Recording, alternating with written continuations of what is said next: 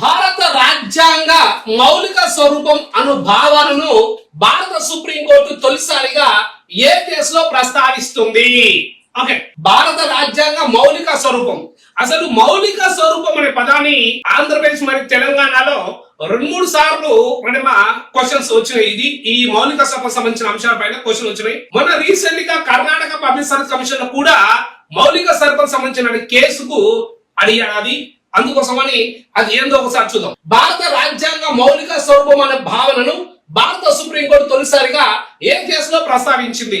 మౌలిక స్వరూపం అనే పదాన్ని సుప్రీంకోర్టు ఏ కేసులో ప్రస్తావించింది అంటే అది Kesavananda Bharati case. Kesavananda Bharati case. Kesavananda Bharati versus Kerala 1973 సంవత్సరంలో కేశవానంద భారతి కేసులో సుప్రీంకోర్టు ఏమందంటే మౌలిక స్వరూపం అనే పదాన్ని, ఆ భావాన్ని, ఆ యొక్క విధానాన్ని అనుసరించడం జరిగింది. అంటే అర్థం ఏంటి? రాజ్యాంగ ప్రవేశిక రాజ్యాంగంలో అంతర్భాగమే. రాజ్యాంగాన్ని అంటే ప్రవేశికను కూడా సవరించే అధికారం పార్లమెంట్ ఉంది. కానీ మౌలిక స్వరూపము దెబ్బతినకుండా సవరించాలి అని సుప్రీంకోర్టు కేశవానంద భారతి కేసులో 1973 సంవత్సరంలో జడ్జిమెంట్ ఇచ్చింది.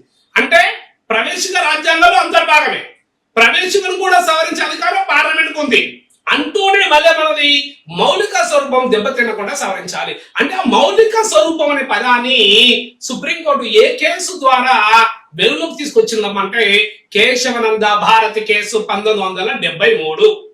కేశవానంద భారతి కేసు సంబంధించినటువంటి ముఖ్యమైన సమాచారం ఇప్పుడు రాబోతున్నటువంటి పోటీ పరీక్షలన్నింటిలో కేశవానంద భారతి కేసు నుండి బిట్లు ఎంది పేపర్ ఉండదు. ఎందుకంటే ఇటీవల కాలంలో కేశవానంద భారతి కేసు సంబంధించినటువంటి జడ్జిమెంట్స్ కానీ ప్రొసీడింగ్స్ కానీ వాటికి సంబంధించిన అంశాలు 10 భాషలలో విడుదల చేశారు. ఆ 10 భాషలలో తెలుగు భాష కూడా ఒకటి ఉంది. ఇది current party.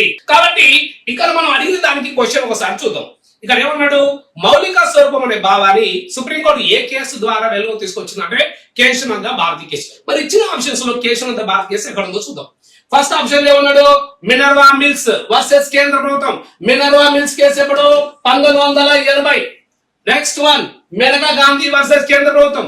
Maneka Gandhi case ఎప్పుడు? 1978. Next Kesavananda Bharati case 1973. Next Golaknath case 1967. మరి ఇక్కడ ఇచ్చినటువంటి ఆన్సర్ ఏంటి అంటే మనకు సరైన ఆన్సర్ ఏంటంటే ఒకటి కేశవానంద భారతి కేసు అనేది సరైనటువంటి ఆన్సర్. ఓకే, మౌలిక స్వరూపం అనే భావాన్ని వెలుగు తెచ్చినటువంటి case Kesavananda Bharati case. Right, next one.